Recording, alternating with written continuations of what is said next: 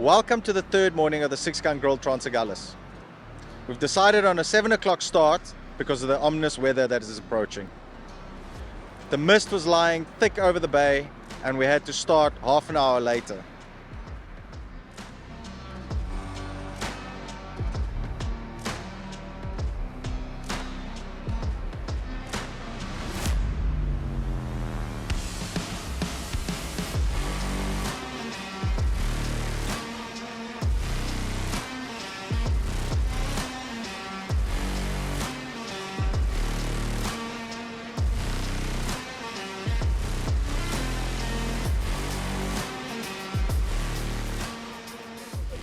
Stefan, so this is known as the toughest inflatable boat race in the world. I think this last one probably, it's not only for the riders, but it's also for the organizers. Can you just give us a brief rundown on what has happened or transpired up until this point? Yeah, so as we know, the last few months on this coastline has been quite hectic. You know, we've had extreme weather all around, big seas, strong winds, lots of rain. A lot of the beaches have changed because they've washed away. So yeah, it's been a challenge from all the way up at Plet, all the way coming down to we in Trans Agulhas even now, where we can see big changes. So yeah, it's been quite hard to make sure that we have access to all the places. And on the first day, it showed that because of big seas, we couldn't get into the medical rescue places like Neisner and Harold's Bay, so we had to call off a few of the stages. But we improvise and we make it up in other ways. So we do area-bound long hauls for the guys to still do their kilometers along the way. And tell me, it seems you need to think on your feet constantly. Today, give us a rundown on what happened today, more or less. I see we're doing an area-bound long haul here. When and how was that decision made? So first of all, this morning when we started at Still Bay, we decided to start a little bit earlier in the morning just to avoid the weather. But when we got onto the beach, it was quite thick mist. We gave it about half an hour to 45 minutes to see if it lifts. It showed a glimpse of lifting. We sent our safety boats out, and then we sent all the teams out to just take the safety boat to take the teams around the point, and then they were going to race from there. But when they got around the point, the mist pulled in thicker again, and we had to red flag the event that stage. So the guys then still continued to Witstrand. So they did do the 60 kilometers all the way to Witstrand, but not for time, because once we put a red flag up, that leg is null and void. So now, obviously on the way here, traveling, we had to make another decision to make sure that they still do the distances, because the Trans Agulhas is all about covering long distances in tough conditions. So what we'll do here at Trans Agulhas, we'll make them ride 120 kilometers in this bay. The bay is not going to be flat. Like you guys can see, there's a bit of wind from the side. There'll probably be a little bit of rain. So this will definitely test the guys to the limit. And that's, at the end of the day, that's what they want to do. They want to prove to everyone that they can ride in the toughest conditions, and we're going to give them that opportunity now.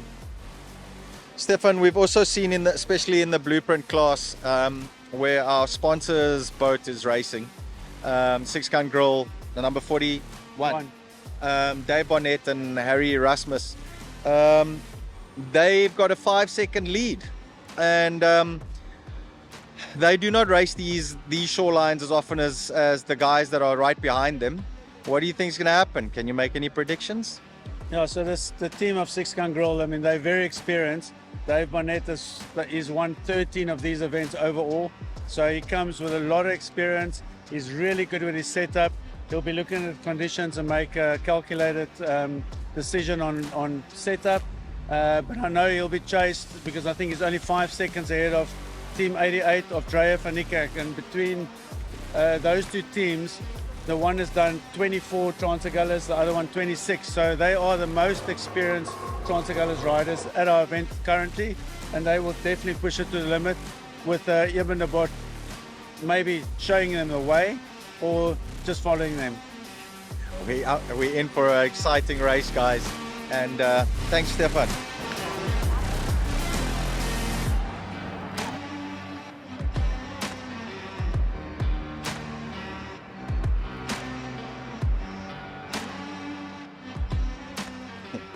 Right guys, so as you can see, the pilot has booties, wetsuit, life jacket. This cord over here is if someone is in the water, it's an easy handle to grab and pull the guy back into the boat. This one over here is to keep the life jacket from falling over your head if you do fall into the water. There's a flap at the back that's designed that if you do end up in the water, that the life jacket actually turns you so you're facing upwards. Your helmet has to have, a lot of guys, you heard Eben talking about, he takes the peak off. You need goggles, helmet, at least 50% of a specific color. This is all to do with visuals so that we can always see the guys, the spectators can see the guys on the water. It just makes it easier for us to identify guys. Once you are on the water racing, or when we are ready to race, we have these bibs. It's also high visibility. It's also got the boat number on, and it's there so that we can identify the competitors as they run up the beach. As you can see, talking about identifying competitors, there's a massive number on the motor, and there's also a massive number on the boat. All this ties you to your boat. It's like a number plate for your boat, and your pilot and co-pilot also wear these numbers.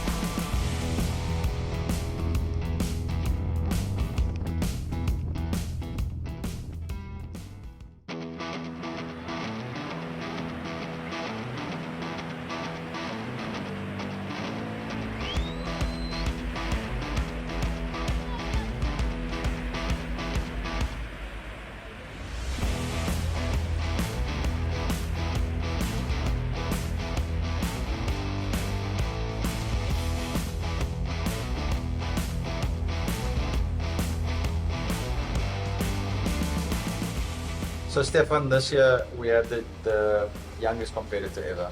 It was a young lady from Trans Bay, I think. She was 15, if I'm not mistaken.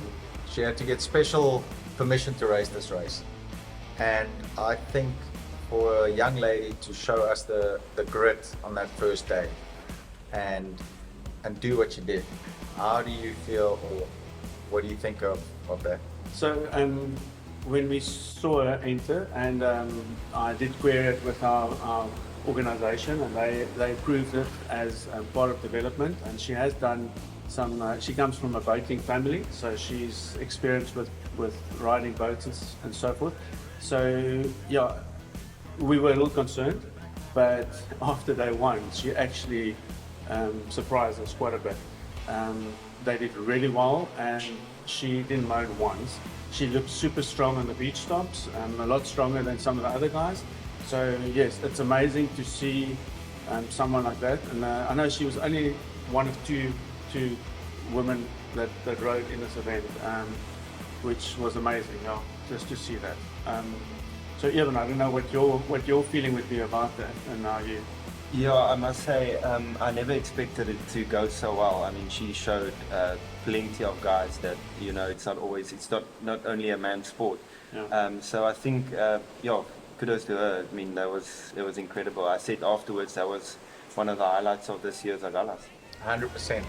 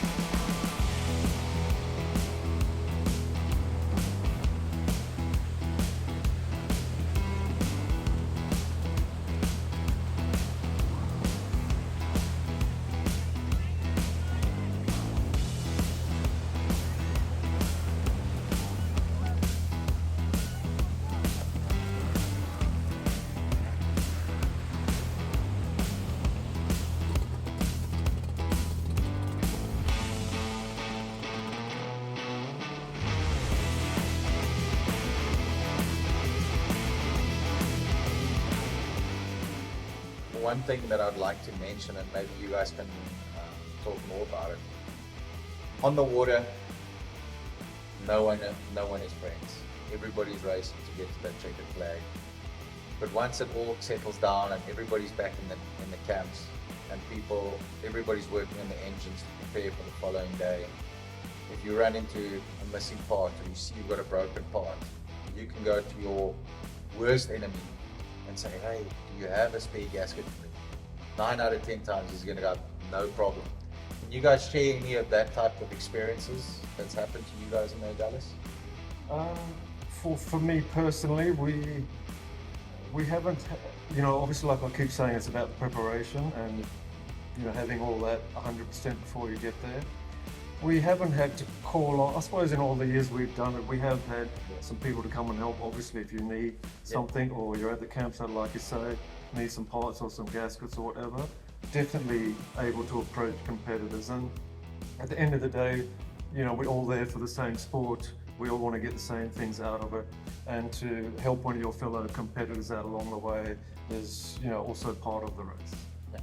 Yeah, the main thing is me and Dave have similar things, but most of the memories I have of the last 10 years was some of my biggest rivalries.